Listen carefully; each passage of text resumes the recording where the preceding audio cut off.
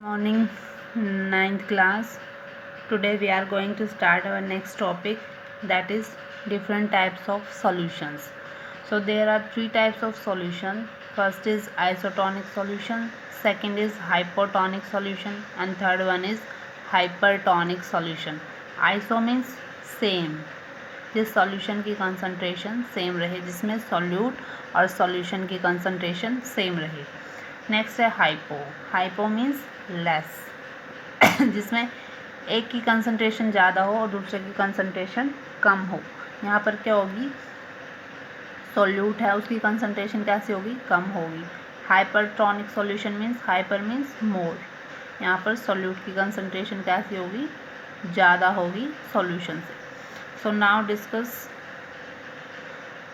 isotonic solution. So isotonic solution is one in which the concentration of water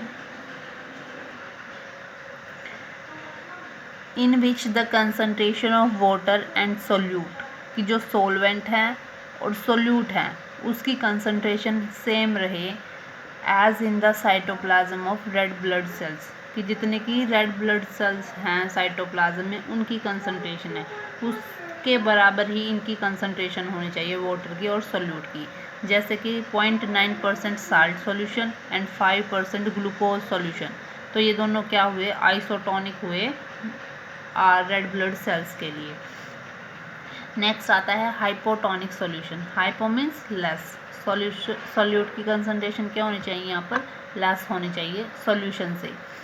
Hypotonic solution is one in which the concentration of solute is less and concentration of water is more as compared to inside the red blood cells.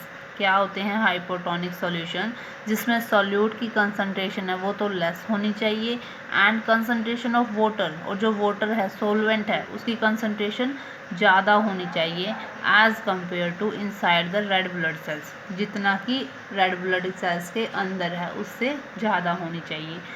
Example देखो कैसे बना रखा है ये solution कि 0.66% salt solution. देखो ये salt solution क्या है, यहाँ पर सोलवेंट ही है हमारा, एंड 0.2% ग्लूकोज सॉल्यूशन. ये ग्लूकोज सॉल्यूशन क्या है हमारे यहाँ पर, सोल्यूट है, ग्लूकोज है वो सोल्यूट है, तो ये हाइपोटोनिक हुए रेड ब्लड सेल्स के लिए. नेक्स्ट है third hypertonic solution. Hypertonic solution वो सॉल्यूशन होता है जिसमें जो सोल्यूट है उसकी कंसंट्रेशन ज़्यादा होती है एज कंपेयर टू वाटर. देखो कि in which the concentration of solute is more and the concentration of water is less as compared to in the cytoplasm of red blood cell, कि जितना कि रेड ब्लड सेल्स हैं जो cytoplasm में present हैं उनकी कंसंट्रेशन है, उनकी कंसंट्रेशन से सोल्यूट की कंसंट्रेशन ज़्यादा होनी चाहिए और सॉल्वेंट की कंसंट्रेशन कम होनी चाहिए. तो ये सॉल्यूशन कैसे प्रिपेयर किया जाता है, 1.25% salt solution and 10% glucose solution. ये क्या होंगे, हाइपरटोनिक होंगे रेड ब्लड सेल्स के लिए. तो एक एक्सपेरिमेंट परफॉर्म किया गया था, उस एक्सपेरिमेंट में क्या था, demonstration of osmosis with human RBC, human red blood sales के लिए एक एक्सपेरिमेंट परफॉर्म किया गया था. इसमें रिक्वायरमेंट क्या क्या थी, हमने ग्लास स्लाइड ली, डिस्पोजेबल नीडल्स ली, रिंगर सॉल्यूशन लिया, वाटर कंसनट्रेटेड साल्ट सॉल्यूशन लिया. कंसनट्रेटेड साल्ट सॉल्यूशन कौन सा है, यहाँ पर हाइपरटोनिक सॉल्यूशन है. हाइपरटोनिक सॉल्यूशन कौन सा था, जिसमें सोल्यूट की कंसनट्रेशन ज़्यादा थी और सॉल्वेंट की कम थी as compare to cytoplasm of red blood cells. और क्या लिया हमने, कॉटन ली और एक रेक्टिफाइड स्पिरिट लिया.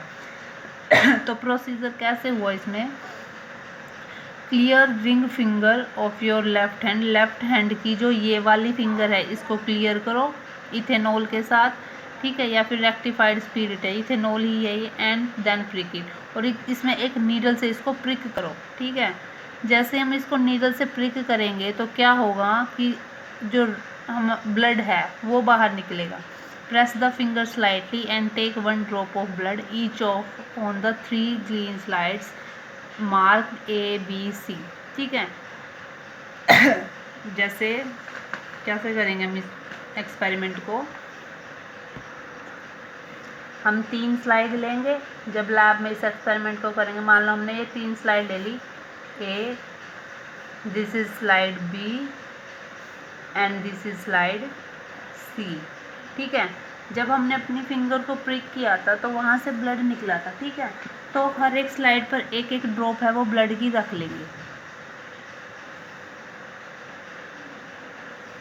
अब क्या करेंगे, इसके जो स्लाइड ए है, इस स्लाइड ए पर हम आइसोटोनिक जो सॉल्यूशन हमने प्रिपेयर किया था, उस आइसोटोनिक सॉल्यूशन की एक ड्रॉप डालेंगे।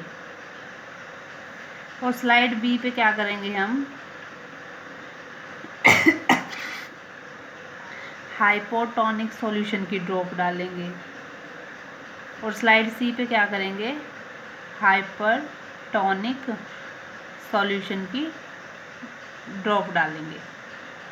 और फिर तीनों स्लाइड को क्या करेंगे, हम अंडर द माइक्रोस्कोप ऑब्जर्व करेंगे।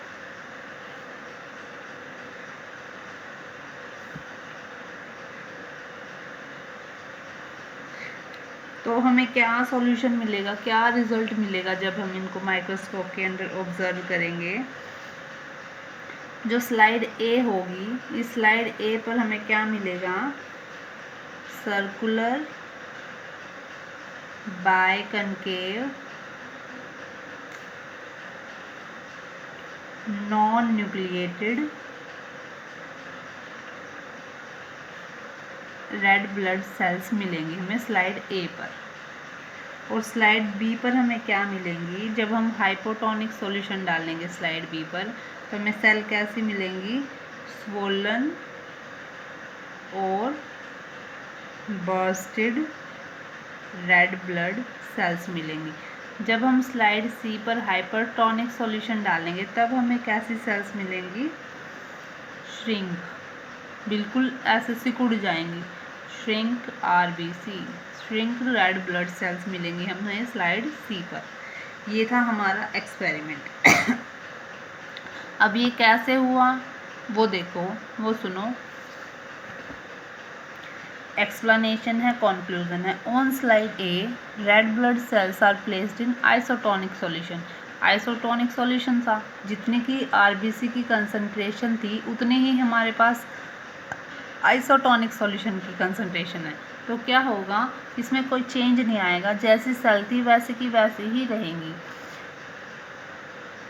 Therefore, the small water molecule leave or enter the red blood cell through semi-permeable membrane at the same rate, and there is no net movement of water across the plasma membrane of the red blood cells। कि जितना water है cell से बाहर निकल रहा है उतना ही water cell के अंदर आ रहा है। तो प्लाज्मा मेम्ब्रेन में कोई चेंज नहीं आएगा, कोई नेट चेंज नहीं आएगा। ठीक है, तो क्योंकि सॉल्यूशन है वो कैसा है, आइसोटोनिक सॉल्यूशन है। और इस वजह से कोई चेंज ना आने की वजह से प्लाज्मा मेम्ब्रेन में तो क्या होंगी, द रेड ब्लड सेल्स हैं वो हमें कैसे दिखाई देंगी, normal, circular, biconcave and non nucleated. जब हमने स्लाइड बी पर डाला था हाइपोटोनिक सॉल्यूशन, हाइपोटोनिक सॉल्यूशन मतलब जिसमें सॉल्यूट की कंसंट्रेशन कम थी, तब हमने वो डाला तो क्या हुआ, which has lesser concentration of solute and greater concentration of water.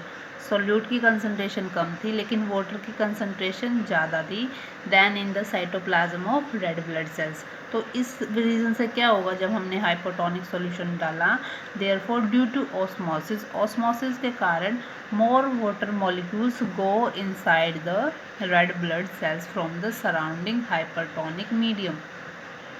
क्योंकि वाटर की कंसंट्रेशन ज़्यादा है, ठीक है, तो वाटर क्या करेगा, जो अंदर साइटोप्लाज्म की सेल हैं, रेड ब्लड सेल हैं, तो वाटर उनकी तरफ मूव करेगा। वाटर उस प्लाज्मा मेम्ब्रेन को क्रॉस करके रेड ब्लड सेल्स में चला जाएगा और इस वजह से क्या होंगी, सेल है वो स्वेल कर जाएंगी। ठीक है, फूल जाएंगी वो सेल्स। नेक्स्ट है स्लाइड सी। जब हमने स्लाइड सी पर क्या डाला, हाइपरटोनिक सॉल्यूशन डाला जिसमें कि सॉल्ट की कंसंट्रेशन ज़्यादा थी। ठीक है, हाइपर मीन्स, और उसमें सॉल्यूट की कंसंट्रेशन, जब हमने ग्लूकोज सॉल्यूशन बनाया था उसकी कंसंट्रेशन ज़्यादा थी। तो इसमें क्या होगा, which has greater salt concentration and less water concentration than in the cytoplasm of the RBC Therefore, red blood cells lose more water into the surrounding medium. क्या होगा कि जो सेल्स हैं, रेड ब्लड सेल्स हैं, वो अपने water को loose कर देंगी बाहर के मीडियम में, क्योंकि बाहर है जो वो साल्ट की कंसनट्रेशन ज़्यादा है, ठीक है। तो lesser concentration to higher concentration osmosis में होता है। तो इस वजह से क्या होंगी, सेल है वो अपना सारा वाटर है लूज़ कर देंगी और बिल्कुल श्रिंक हो जाएंगी, बिल्कुल सिकुड़ जाएंगी। तो हमें सेल कैसी दिखाई देंगी, shrink and appear wrinkled shape cell. देखो ये एक्सपेरिमेंट है, स्लाइड ए थी, इसमें ब्लड की ड्रॉप ली, उसमें कौन सा सॉल्यूशन डाला हमने, रिंगर सॉल्यूशन या फिर आइसोटोनिक सॉल्यूशन डाला। तो क्या होगी, जो सेल्स हैं वो नॉर्मल अपीयर दिखाई दी हमें, ये नॉर्मल आरबीसी। फिर हमने क्या लिया वही स्लाइड बी ली, उस पर भी ब्लड की ड्रॉप डाली और उसमें फिर हमने क्या डाल दिया, हाइपोटोनिक सॉल्यूशन डाला, मतलब वाटर, ठीक है। वाटर की बाहर कंसंट्रेशन क्या है, ज़्यादा है। तो इस वजह से क्या होगा, जो वाटर है वो कहाँ पर मूव करेगा, सेल के अंदर, आरबीसी सेल के अंदर मूव कर जाएगा, ठीक है। और जैसे ही सेल के अंदर मूव करेगा, सेल क्या हो जाएंगी, स्वोल कर जाएंगी, फूल जाएंगी। तो स्वोलन या फिर बर्स्ट आरबीसी हमें स्ट्रक्चर दिखाई देगा। थर्ड स्लाइड ली हमने, उस पर भी ब्लड की ड्रॉप डाली और कंसनट्रेटेड साल्ट सॉल्यूशन डाल दिया, ठीक है। अब इसमें क्या होगा, ये हाइपरटोनिक सॉल्यूशन है, ठीक है, जिसमें क्या है, साल्ट की कंसंट्रेशन ज़्यादा है, वाटर की कंसंट्रेशन कम है। तो क्या होगा, जो सेल के अंदर जितना भी वाटर है वो सारा क्या हो जाएगा, बाहर आ जाएगा इस साल्ट सॉल्यूशन में, ठीक है। इस वजह से फिर क्या होंगी, सेल हैं वो क्या कर जाएंगी, श्रिंक कर जाएंगी, बिल्कुल सिकुड़ जाएंगी। और एग्जांपल क्या है ऑस्मोसिस के, जो फ्रेश वाटर यूनिसेलुलर ऑर्गेनिज्म है, जैसे कि अमीबा, पैरामीशियम, वो अपनी बॉडी के थ्रू ही कॉन्टीन्यूसली वाटर गेन करते रहते हैं, ठीक है। इनके पास क्या है, कॉन्ट्रैक्टाइल वैक्यूल्स हैं, ये मैकेनिज्म है जिसकी वजह से ये क्या करते हैं, एक्सेस वाटर को अपनी बॉडी से बाहर निकाल देते हैं। नेक्स्ट और कौन से हैं एग्जाम्पल की, most plant cells have the tendency to gain water due to osmosis. कुछ प्लांट सेल हैं वो वाटर को गेन कैसे करती हैं, ऑस्मोसिस के फिनोमेना से गेन करती हैं। नेक्स्ट है absorption of water by the plant roots from the soil through root hairs, कि कुछ प्लांट हैं, उन प्लांट्स वाटर को कैसे गेन करते हैं, रूट हेयर्स के थ्रू गेन करते हैं। नेक्स्ट है सर्टन प्लांट मूवमेंट, कि कुछ प्लांट है वो मूवमेंट शो करते हैं, जैसे हम उन प्लांट को टच करते हैं तो वो टच करते ही अपने मूवमेंट शो करते हैं, वो क्यों होता है, ड्यू टू लॉस और गेन ऑफ वाटर। नेक्स्ट है stomata are present in leaves, कि जो लीव्स में स्टोमेटा प्रेजेंट होते हैं वो स्टोमेटा ओपन और क्लोज करते हैं डे टाइम के टाइम। तो क्यों करते हैं, due to osmotic movement of water की ऑस्मोटिक मूवमेंट के कारण। नेक्स्ट है in plant cells tissue and soft organs such as leaves young shoot flower maintain turgidity और stretch to form due to osmotic absorption of water, कि जो plant के cell हैं, tissue हैं, ऑर्गन हैं, मतलब कि लीव हो गया, शूट हो गया, फ्लावर, वो टर्जिडिटी मेंटेन करके रखते हैं, एक शेप मेंटेन करते हैं, बिल्कुल स्ट्रेच रहते हैं, क्यों रहते हैं, due to osmotic absorption of water के एब्जॉर्प्शन के कारण।